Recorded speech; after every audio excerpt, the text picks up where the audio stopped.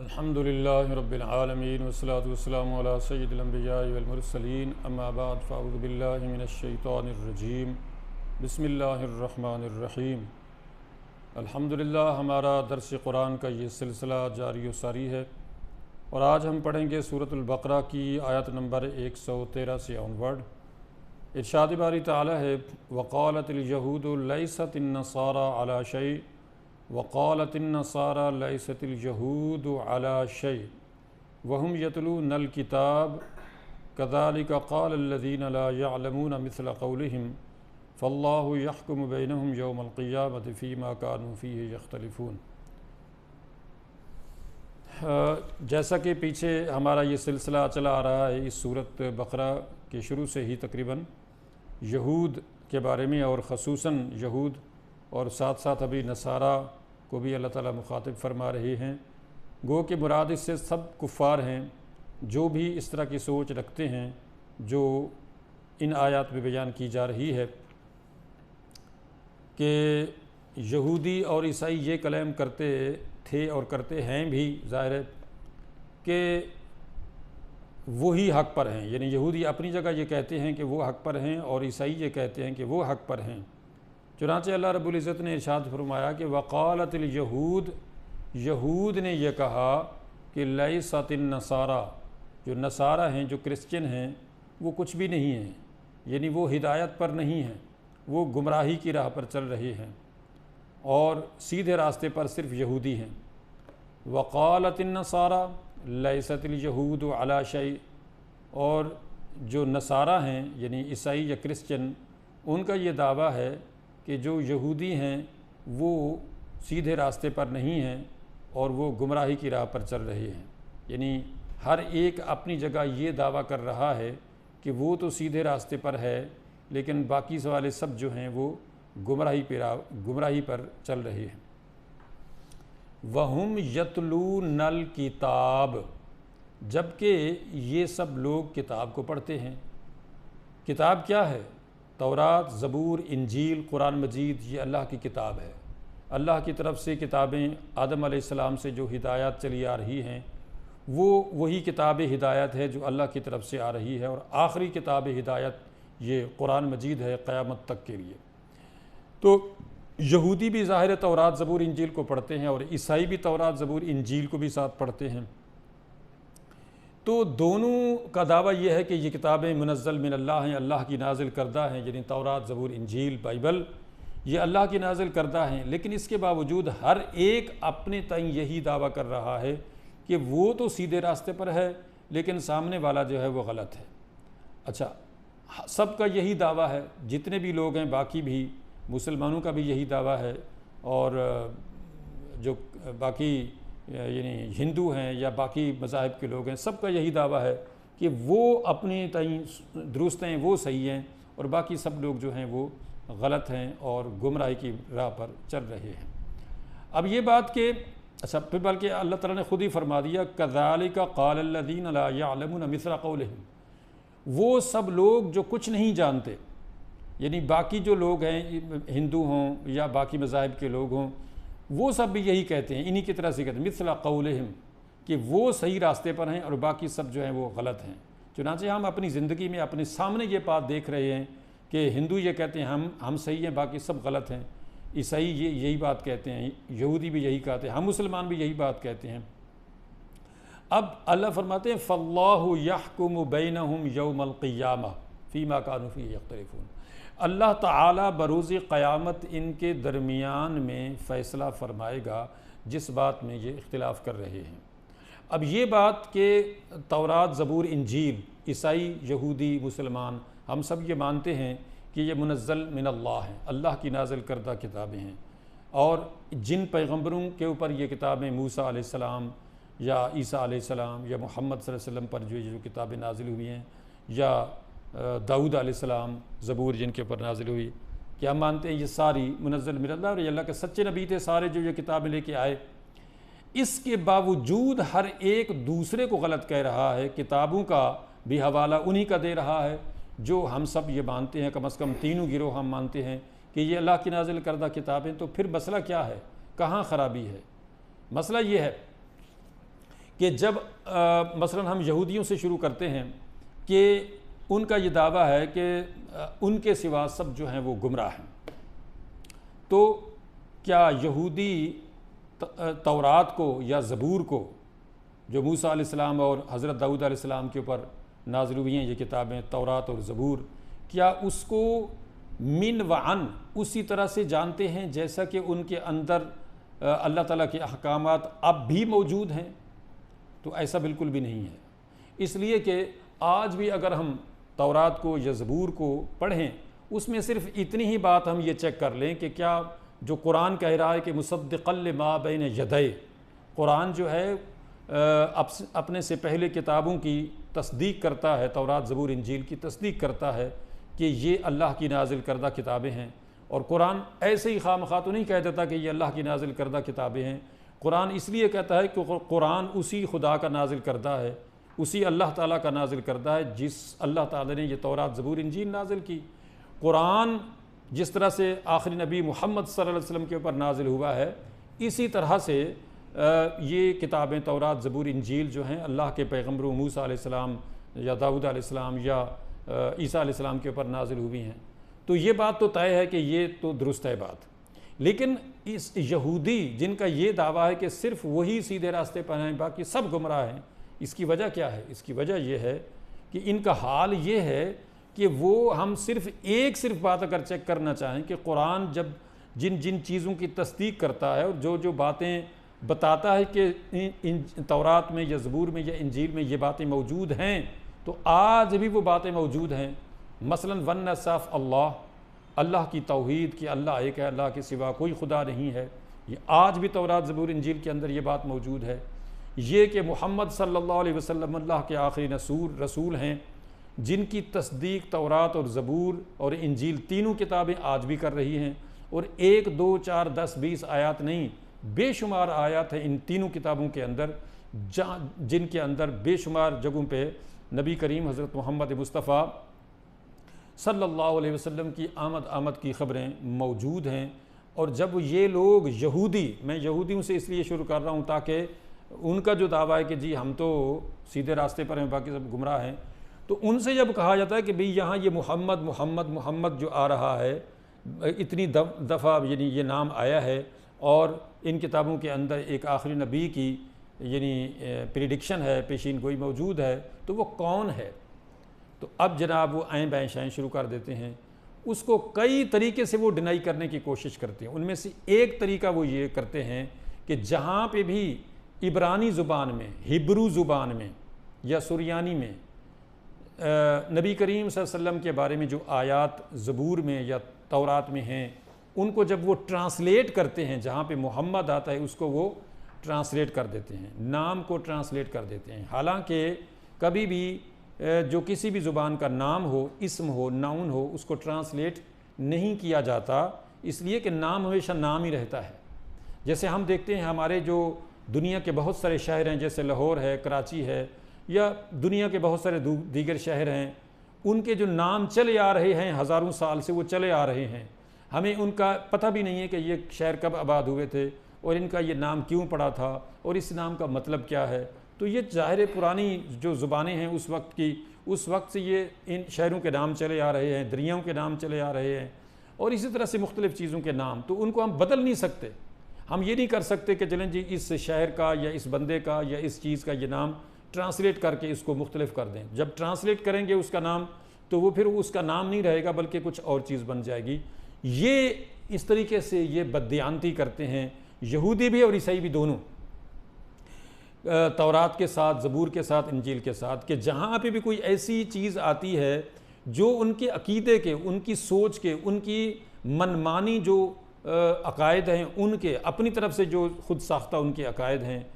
ان کے خلاف وہ آیات جاتی ہیں جو تورات زبور انجیل کے اندر موجود ہیں، تو پھر وہاں پہ وہ کئی طریقوں سے اس کو ڈینائی کرنے کی کوشش کرتے ہیں، جن میں کا ایک طریقہ وہ یہ کرتے ہیں کہ اس کو ٹرانسلیٹ کر دیتے ہیں ایسے طریقے سے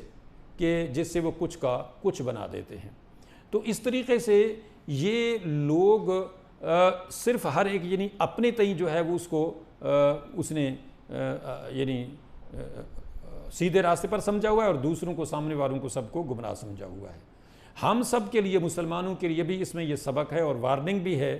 کہ ہم مسلمان بھی قرآن کو، جیسا کہ اللہ کا فرمان ہے فاستقم کما امرت ومن تاب معک ولا تطغوا انہ بما تعملون بصیر، کہ اے محمد صلی اللہ علیہ وسلم دین کے معاملے میں، اسلام کے معاملے میں، اللہ کی کمانڈمنٹس احکامات کے معاملے میں اس طرح سے چلو جیسا کہ اللہ کا حکم ہے اس میں، اور آپ کے ساتھ جو آپ کے فالوورز ہیں، جو آپ کے امتی ہیں، وہ بھی دین کے معاملے میں ویسے ہی چلیں جیسا اللہ کا حکم ہے، کما امرتا۔ لہٰذا دین کے معاملے میں کوئی عالم، کوئی مفتی، کوئی بندہ جو اس دین کا فالوور ہے، اس کو یہ اختیار حاصل نہیں ہے کہ وہ اس کے اندر اپنی منمانی کر سکے، کہ اگر وہ اس کے عقیدے یا اس کی سوچ یا اس کی اپنی انٹرپریٹیشن کے خلاف ہے تو وہ اس کو اپنے اس حساب سے کرنے کے لیے وہ اس میں تبدیلیاں کر دے، تو یہ کسی بھی طرح سے جائز نہیں ہے۔ ان لوگوں کے، یہودیوں عیسائیوں کے گمراہ ہونے کی بیسک وجہ یہ تھی کہ وہ کتابوں کے حامل ہونے کے باوجود، اہل کتاب ہونے کے باوجود، ان کتابوں کو مان لینے کے باوجود کہ جناب ان کتابوں کے حامل ہیں، وہ ان کتابوں کے ماننے والے ہیں، ان کتابوں کے تورات، زبور، انجیل کے وہ حامل ہیں، ان کے پیروکار ہیں ان کتابوں کے، اور ظاہر ہے وہ سینے سے لگائے ہوئے ان کتابوں کو، تورات، زبور، انجیل کو، کہ جی ہاں یہ اللہ کی نازل کردہ کتابیں ہیں، ہم ان کو مانتے ہیں، اور ان پیغمبروں کا بھی پیروکار ہونے کا، موسیٰ علیہ السلام، عیسیٰ علیہ السلام، داؤد علیہ السلام، سارے پیغمبروں کے، ابراہیم علیہ السلام کے پیروکاری کا وہ دعویٰ کر رہے ہیں۔ لیکن کیا وجہ ہے، کیوں گمراہ ہو گئے، کیوں ان انبیاء علیہ السلام کی تعلیم سے وہ ہٹ گئے؟ وجہ کیا تھی؟ ہم مسلمان بھی یہی کا دعویٰ کرتے ہیں کہ حضرت آدم علیہ السلام سے لے کے آخری نبی محمد صلی اللہ علیہ وسلم تک تمام انبیاء علیہ السلام اللہ کے برگزیدہ اور سچے پیغمبر ہیں، اور تورات، زبور، انجیل، قرآن مجید یہ اللہ کی نازل کردہ کتابیں ہیں۔ تو گمراہی سے اگر بچنا ہے، یہودیوں نے، عیسائیوں نے، مسلمانوں نے، سب نے، تو اللہ کی کتابوں کو بالکل اسی طرح سے پڑھیں جیسا کہ ان کے اندر جو کچھ لکھا ہوا ہے، ان کو اسی طرح سے سمجھیں، ان کے معانی کو جو ان کے اصل معانی بنتے ہیں۔ اگر نبی کریم صلی اللہ علیہ وسلم کی بات، پریڈکشن تورات، زبور، انجیل میں جس طرح سے موجود ہے، اس کو اسی طرح سے پڑھیں، سمجھیں جیسا کہ اس کا تقاضا ہے، تو وہ پھر وہ یہودی نہیں رہیں گے، وہ عیسائی نہیں رہیں گے، وہ مسلمان ہو جائیں گے۔ اور ہم مسلمانوں پہ ابھی ہم آ جاتے ہیں اپنے اوپر کہ آج ہمارے مسلمانوں کے اندر کتنے فرقے بن گئے ہیں، اور ہر ایک فرقے کا یہی حال ہے جو آج جناب یہودی عیسائیوں کا ہے، کہ ہر ایک فرقہ دوسرے کو گمراہ سمجھتا ہے، اور اپنے آپ کو ہر ایک فرقہ جو ہے وہ راہ راست پر، ہدایت پر سمجھتا ہے، کہ باقی سب نے قرآن کو، حدیث کو نہیں سمجھا، ہم نے سمجھا ہے صرف۔ تو قرآن اور حدیث کا تقاضا جو اللہ نے حکم دیا ہے کہ فاستقم کما امرتا ومن تاب معک ولا تطغوا، کہ اللہ کی یہ جو کمانڈمنٹس ہیں، جو اللہ کی ہدایات ہیں، ان کو اسی طرح سے فالو کرو، ان کو اسی طرح سے سمجھو جیسا کہ حکم ہے، اس میں اپنی منمانی مت کرو،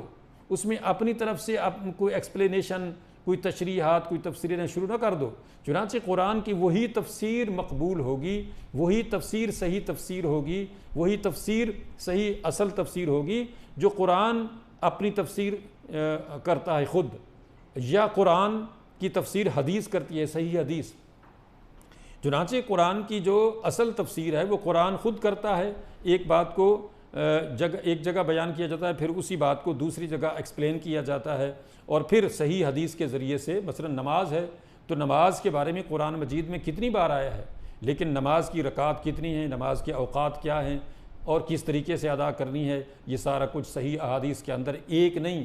بے شمار احادیث ہیں، بے شمار صحابہ کرام سے یہ ساری چیز متواتر سے جو ہے وہ چلی آ رہی ہے، اور ہمیں کوئی شک شبہ نہیں رہتا کہ وہ قرآن کے جس کے اندر اتنی بڑی یعنی تعداد کے ساتھ آیات موجود ہیں نماز کے بارے میں، زکوٰۃ کے بارے میں، حج کے بارے میں، روزے کے بارے میں، اس کی جو ڈیٹیل ہے وہ حدیثوں کے اندر موجود ہے۔ یا لہٰذا صحیح احادیث سے ہر ایک آیت کا مفہوم موجود ہے، لیکن اس کا پھر اپنی منمانی کرنا ہر ایک فرقے کا، جس سے یہ تضادات پیدا ہو گئے، یہ سیکٹیرین پرابلمز کریٹ ہو گئے، اور آج ہم مختلف جو ہیں وہ فرقوں میں بٹ گئے۔ تو فرقوں سے بچنا ہے، یہودیوں نے، عیسائیوں نے، مسلمانوں نے، اور ایک دین جو صحیح اللہ کا دین ہے اس کو فالو کرنا ہے۔ تو اس کا واحد طریقہ ہے کہ تورات کو، زبور کو، انجیل کو، قرآن کو اسی طرح سے سمجھنا ہے جو کہ اصل ٹیکسٹ ہے اس ٹیکسٹ کو سمجھنا ہے، اس اصل عبارت کو جاننا ہے، اس کے معانی کو جاننا ہے کہ اس کے معانی کیا ہیں، اس کے مطالب کیا ہیں، قرآن میں یا تورات میں یا زبور میں اللہ نے کیا فرمایا ہے۔ یعنی یہ بات تو اپنی جگہ موجود ہے، قرآن و تورات و زبور، ایون ہندوؤں کی جو مذہبی کتابیں ہیں ان کے اندر بھی توحید باری تعالیٰ موجود ہے، ان کے اندر بھی ہمارے نبی محمد مصطفیٰ صلی اللہ علیہ وسلم کی آمد کی خبریں موجود ہیں۔ بہت سارے جو ہندو اسکالرز ہیں انہوں نے ایک کتاب بھی لکھی ہے کہ جس کا نام ہے کل کی اوتار، یہ نیٹ کے اوپر بھی موجود ہے، جس کے اندر انہوں نے اپنی کتابوں سے یہ اخذ کر کے ایک موٹی سی کتاب لکھی ہے اپنی کتابوں کے حوالے سے کہ جس آخری نبی کی، آخری رشی کی آمد کی خبر موجود ہے، جس کا نام، جس کے والدہ کا نام، جس کے والد کا نام، جس کا علاقہ، جس کا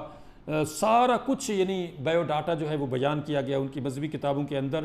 وہ ساری باتیں صرف ایک شخصیت محمد صلی اللہ علیہ وسلم کے اوپر جا کے پوری ہوتی ہیں، کوئی ہستی ان کے سوا نہیں ہے، نہ پہلے نہ بعد۔ تو اسی طرح سے تورات، زبور، انجیل کے اندر بھی ہے۔ تو لہٰذا جب ہم اصل کتابوں کی طرف جاتے، اور یہی چیز ہندو کی کتابوں کے اندر توحید باری تعالیٰ بھی ہے، اس کے اندر بالکل بے شمار ایسی آیات موجود ہیں جو ہماری سورت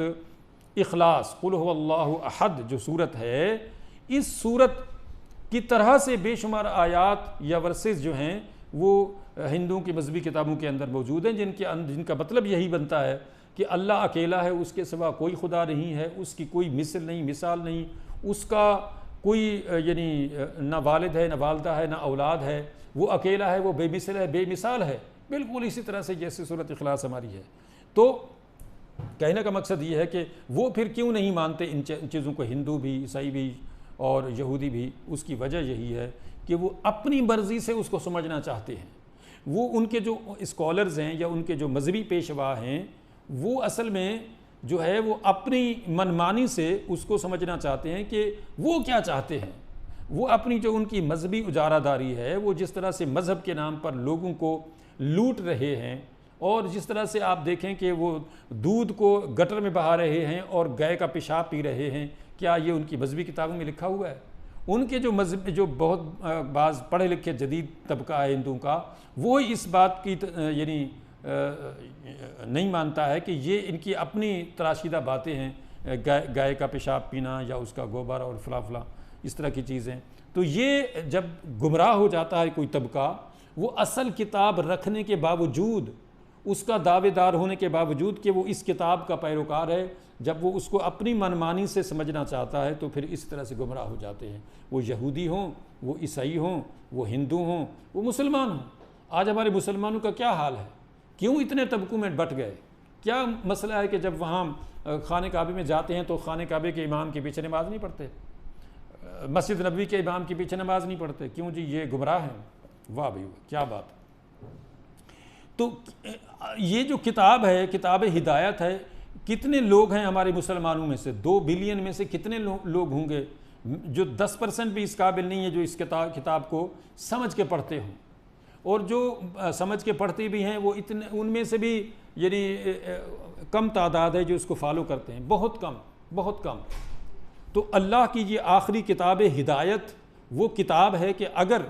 یہ لوگ، ہم سب لوگ مسلمان، ہمارا یعنی کام تو یہ تھا کہ ہم اس کتاب کو پڑھتے،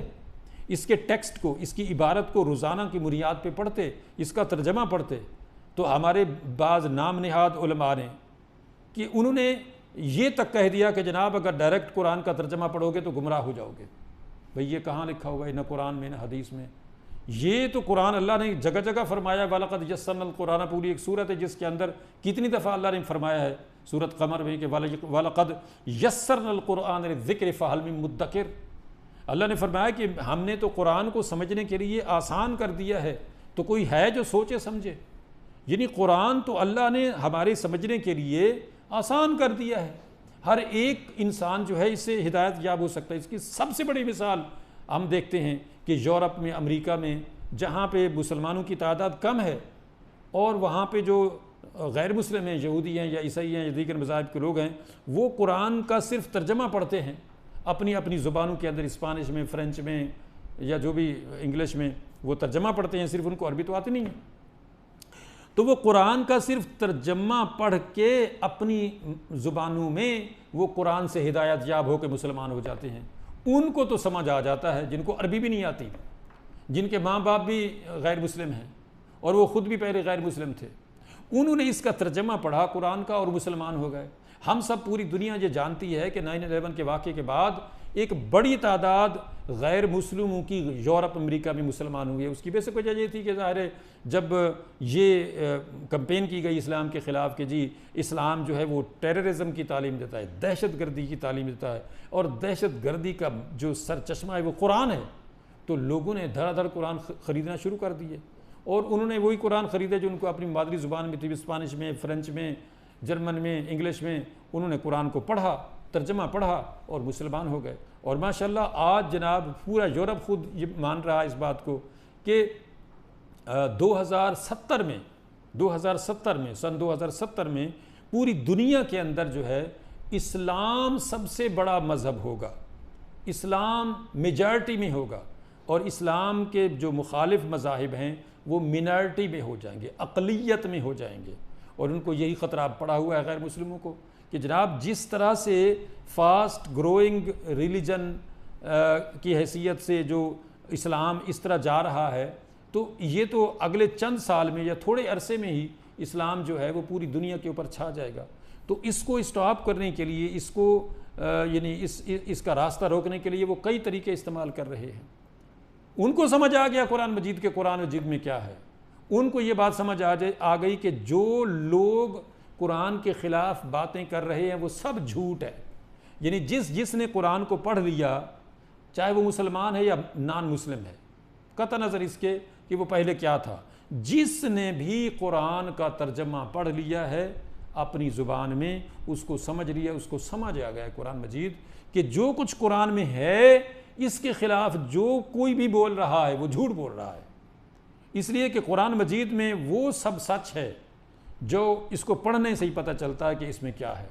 اور یہ سچی بات ہے کہ قرآن مجید ایک دو دفعہ پڑھنے سے آپ کو سمجھ نہیں آئے گا، اس کو جب آپ بار بار پڑھیں گے، ترجمہ، تفسیر، اس کو سمجھ کے جب پڑھیں گے، بار بار پڑھیں گے، تو ہر دفعہ آپ کو یہی لگے گا کہ آپ پہلی بار پڑھ رہے ہیں۔ قرآن مجید کو آپ جتنی بار بھی پڑھیں گے، ہر دفعہ آپ کی تشنگی، آپ کی پیاس بڑھے گی، آپ کو یہ لگے گا کہ آپ اور پڑھیں اس کو، مزید پڑھیں اس کو، بار بار پڑھیں اس کو۔ اور یہی وجہ ہے کہ قرآن کا نام قرآن کیوں ہے؟ بار بار پڑھی جانے والی کتاب۔ تو لہٰذا اللہ رب العزت نے ہماری ہدایت کے لیے یہ جو کتاب نازل فرمائی ہے، یہ ہماری ہدایت کے لیے ہے، اور ہمیں اس کو پڑھنا ہے، اس کو سمجھ کے پڑھنا ہے، اس کے ترجمے کو پڑھنا ہے۔ ضروری نہیں ہے کہ آپ کسی مفسر سے ہی سنیں گے تو آپ کو سمجھ آئے گی، آپ تفسیر خرید لیں اپنی زبان میں، پشتو میں، سرائکی میں، پنجابی میں، اردو میں، جس زبان میں چاہیں، اور اس کو پڑھیں، اس لیے کہ یہ قرآن ہر ایک کی ہدایت کے لیے آیا ہے۔ یہ کسی خاص طبقے کے لیے نہیں آیا کہ صرف علماء اس کو پڑھیں گے اور وہی اس کو جو ہے وہ دوسروں تک پہنچائیں گے، باقی کسی کا کام نہیں ہے کہ وہ اس کو پڑھے یا سمجھے، نہیں، یہ سب کا کام ہے۔ اور جس دن بھی سب مسلمانوں نے قرآن کو ڈائریکٹ پڑھنا شروع کر دیا، اس دن ہمارا کوئی فرقہ باقی نہیں رہے گا۔ یہ جتنے بھی ہمارے سیکٹیرین پرابلمز ہیں سب ختم ہو جائیں گے، سارے فرقے، سارے گروپس ختم ہو جائیں گے، صرف ہم وہی رہ جائیں گے جو قرآن نے ہمیں بتایا ہے کہ ہوا سماکم المسلمین من قبل وفی ھذا، کہ یہ جو کتاب ہدایت ہے اس کے مطابق اللہ رب العزت نے تمہارا نام صرف مسلمان رکھا ہے شروع سے ہی۔ ہوا سماکم المسلمین من قبل وفی ھذا، کہ اس سے پہلے جو لوگ آئے ہیں وہ بھی مسلم تھے اور تم بھی مسلم ہو، اس کے علاوہ تمہارا کوئی فرقہ، کوئی جماعت وغیرہ نہیں ہے، تم صرف مسلمان ہو۔ لہٰذا اللہ رب العزت نے ارشاد فرمایا ہے کہ یہ جو دعویٰ کرتے ہیں یہودی، عیسائی اور ہر ایک فرقہ اپنی تئیں کہ وہ ہدایت پر ہے اور باقی سب لوگ جو ہیں وہ گمراہ ہیں، اور اسی طرح سے کذالک قال الذین لا یعلمون مثل قولہم، باقی مذاہب کے لوگ بھی یہی دعویٰ کرتے ہیں، تو اب کرتے رہیں دعویٰ، ہر ایک اپنے آپ کو یعنی دعویٰ کرتا رہے، سمجھتا رہے کہ وہ ہدایت پر ہے اور سب باقی سب لوگ گمراہ ہیں، تو فاللہ یحکم بینہم یوم القیامۃ فیما کانوا فیہ یختلفون، اللہ تعالیٰ ان کے درمیان قیامت کے دن فیصلہ کر دے گا، لگ جائے گا پتہ۔ اللہ نے تو ان کی ہدایت کے لیے کتابیں نازل کر دی ہیں، اب یہودیوں نے نہ تورات زبور انجیل کو ڈائریکٹ پڑھا نہ سمجھا، انہوں نے اپنی منمانی شروع کر دی۔ اسی طریقے سے عیسائیوں کا حال ہوا کہ انہوں نے تورات زبور انجیل کو نہیں پڑھا، قرآن کو بھی نہیں پڑھا، تو جس وجہ سے وہ گمراہ ہوئے۔ اور آج ہم اگر مسلمان بھی اسی طرح سے کریں گے کہ ڈائریکٹ قرآن کو نہیں پڑھیں گے، سنی سنائی پہ چلیں گے، اپنے علماء کی کیل و کال پہ چلیں گے، لیکن قرآن کو ڈائریکٹ نہیں پڑھیں گے، اس لیے کہ قرآن کو ڈائریکٹ پڑھیں گے تو گمراہ ہو جائیں گے، جس سے ہمارے اندر یہ خرابی پیدا ہوئی، یہ سیکٹیرین گروپس پیدا ہو گئے، یہ فرقہ بازیاں پیدا ہو گئیں، اور اس طریقے سے ہم گمراہی کی دلدل میں دھنستے چلے گئے۔ تو اس کا واحد اور آخری اور وہی حل جو اللہ نے بتایا ہے کہ وَاعْتَصِمُوا بِحَبْلِ اللَّهِ جَمِيعًا وَلَا تَفَرَّقُوا، کہ اللہ کی رسی کو، اس دین کو، اس قرآن کو مضبوطی سے تھام لو اور فرقوں میں مت پڑھو۔ اور ظاہر ہے کہ یہی ایک کتاب ہے، یہی ایک رسی ہے، یہی اللہ تک پہنچنے کا صحیح طریقہ ہے، صحیح چیز ہے جس کے ذریعے سے ہم اللہ تک پہنچ سکتے ہیں، سیدھے راستے پر پہنچ سکتے ہیں، جنت کے راستے پر چل سکتے ہیں، جہنم سے بچ سکتے ہیں، سیکٹیرین پرابلم سے بچ سکتے ہیں، گروپنگ سے بچ سکتے ہیں، فرقہ بازی سے بچ سکتے ہیں۔ یہی ایک کتاب ہے، اس کو سمجھیں۔ اللہ کے رسول کی دی گئی ہدایات جو سنت کی صورت میں، احادیث کی صورت میں ہمارے پاس موجود ہیں، اس کی روشنی میں ہم اس کتاب ہدایت کو سمجھیں۔ اسی میں ہماری دنیا اور آخرت کی فوز و فلاح ہے، اسی میں ہمارے لیے ہدایت کا راستہ ہے، اس کے علاوہ اور کچھ نہیں ہے۔ علماء کی کیل و کال میں اپنے اپنے فرقوں کے پیچھے چلنے کے بجائے اس کتاب کو پڑھیں، اس کتاب کی طرف آئیں، تاکہ ہمارا حشر بھی وہ نہ ہو جو یہودیوں کا ہوا، جو عیسائیوں کا ہوا، جو ہندوؤں کا ہوا، جو دیگر مذاہب کا ہوا، کہ وہ اپنی علماء کی کیل و کال کے پیچھے پڑے، انہوں نے اللہ کی کتاب کو پس پشت ڈال دیا، تو یہ ان کی صورتحال ہوئی۔ وہ بھی اسی طرح سے اپنے اپنے گروپ میں بٹ کے اپنے تک محدود ہو کے رہ گئے، اور اللہ کی کتاب رکھنے کے باوجود اس سے فیض یاب نہ ہو سکے۔ تو اللہ تعالیٰ سے دعا ہے کہ اللہ رب العزت ہمیں اپنی اس مقدس کتاب کو پڑھنے، سمجھنے، عمل کرنے اور دوسروں تک پہنچانے کی توفیق عطا فرمائے، اور اللہ رب العزت ہماری، ہمارے والدین اور سارے مسلمانوں کی بخشش اور نجات فرمائے، اور دنیا اور آخرت کی فوز و فلاح عطا فرمائے۔ وآخر دعوانا ان الحمد للہ رب العالمین۔